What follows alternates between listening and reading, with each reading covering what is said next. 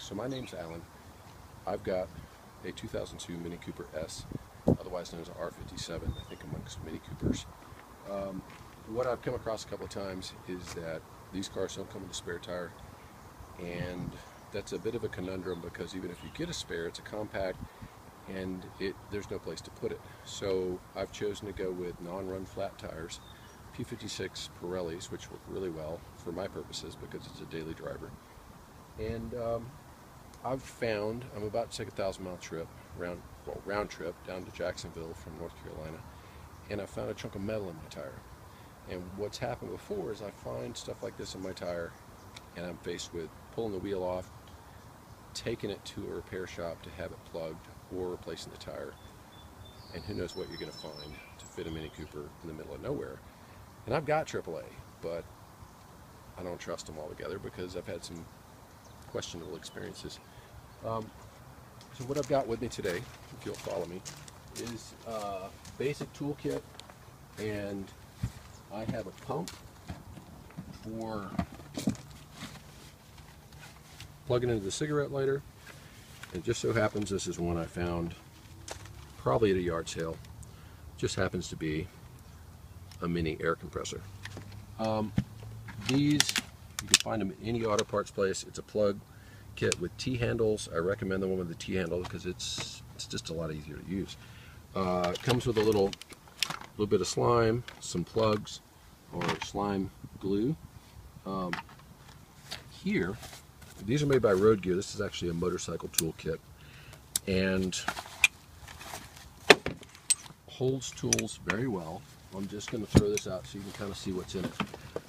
Here is a 3/8 drive Craftsman ratchet with a 17mm socket.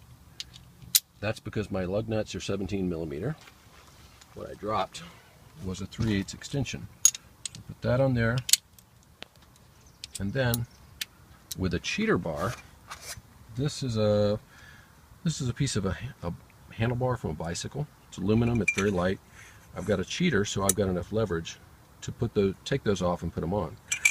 Okay, not doing that because we've got this and this. So what I'm going to do, I'm not sure if this is going to work because I broke my best set of needle nose pliers, which I highly recommend having with you so you can pull whatever it is out of your tire that's making it go flat. So I've also got a pick, small flathead screwdriver, air gauge, rubber gloves, but I'm not going to worry about that. Luckily for me, I'm still at home, so I have a knee pad, basically an ab dolly. If you follow me under the car, I've got a chunk of metal that looks like it might be a nail right here in my tire. So what I'm going to do is try to get a hold of it with these needle nose pliers. These are kind of wimpy, so I'm not sure how much luck I'm going to have, but basically I'm going to try to get behind it and start levering it out of there. And of course I've broken one pair of these, so I might break this pair in trying to do so because I'm not really having good luck getting behind it.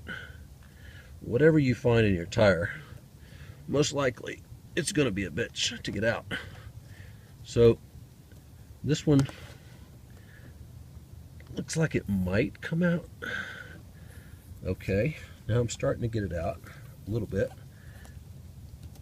and I'm kind of paying attention to what angle it went in, because you don't lever against it too bad. Now what I'm going to do, now that I got it out, and it's a nail, so I'm going to stuff it back in there for a minute because I'm going to keep as much air pressure in that tire as I can. So then I'll leave those there. I'm going to grab my handy T-handle tools, plugs, and glue. And what I've found is the needle noses work really well for grabbing a hold of one of these plugs. I like to take it and flatten it a little bit in the middle, and on one end, well, actually I end up flattening it so that I can get it into this guy. So what I'm going to do is push it through, and it's basically like threading a big needle. I'm going to grab the other side of it and feed it halfway through, or to that flat spot. I'm going to push it down and make it conform with the plugging tool. This is a rasper. The serrated edges help ream the hole out and make it adhere to the glue. So I'm going to go back down here. Before I do all this, I'm going to take a little bit of this glue and I'm going to put it right on the tip of this guy and kind of coat the first part of it where it's going to be going into the tire. I'm going to sit that down. This stuff's kind of messy. That's the rubber gloves are sometimes a good idea if you don't want to get your hands all dirty. Just stuff them right in your toolkit. I'm going to put that down, and hopefully I'm going to find a cap for my glue. But for now I'm going to sit it down here. I'm going to get down here and pull this nail out, which I've just got slightly lodged, hopefully with my fingernails. Nope, maybe not. So I find my needle nose pliers again. Okay, here we go. I'm going to pull the nail back out. I'm going to take the rasper. I'm going to stuff it in the same angle back down into the hole. Sometimes this takes some elbow grease. As you can see, I'm slowly getting in there. And then I want to pull it out and push it in again. Okay, now it's holding a little bit of air. I'm gonna get this ready. I'm gonna pull this out and I'm gonna stuff this in there. So what I want to do very carefully is get some leverage on it and push it until it's about a ½ inch away from the surface of the tire. What I'm going to do now is I'm going to turn this 90 degrees and I'm going to yank it out. So what we've got is a plug with fresh glue on it that needs to sit for probably 10 or 15 minutes. A little bit longer is always good if you've got something to do. Sometimes I have a set of needle nose pliers that have cutters on them, and what I'll do after a little bit of time is I'll take those and cut the excess off. What I've found is that it doesn't seem to matter much as long as you get the plug in there far enough to where most of it's inside the tire. I can't hear any air, and basically my fingers are crossed. This works, because what it keeps me from doing is having to call roadside assistance, wait for AAA, jack the car up, take the wheel off, hitchhike to the next gas station or whatever. Basically, this keeps me moving. I've done this many times successfully with very few tools, and I haven't had any issues.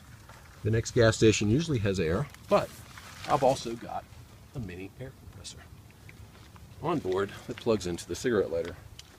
So I'll wait 10 or 15 minutes, fill up the tire, and I'll be on my way. This took probably 9 minutes. That's given you don't have any extenuating circumstances. Of course, if the object is so large that it's cut a massive hole in your tire, or if it's on the sidewall, sometimes you can't get away with this. But if you don't have a spare, which most minis don't, as the smaller ones don't come with one, or at least that was the case when I got my mini, and I don't choose to run flats, so this seems like a good alternative. If you like my video, please like it. I'll probably be posting a video soon on how to refill your air conditioning Freon on the side of the road if you happen to have a leak because you have an older Mini. I keep a couple of cans of 134A and that, so if I'm on a trip my air conditioning gets a little weak, I can actually recharge it. Once again, probably under 10 minutes. Hope you enjoy this. I'm Alan.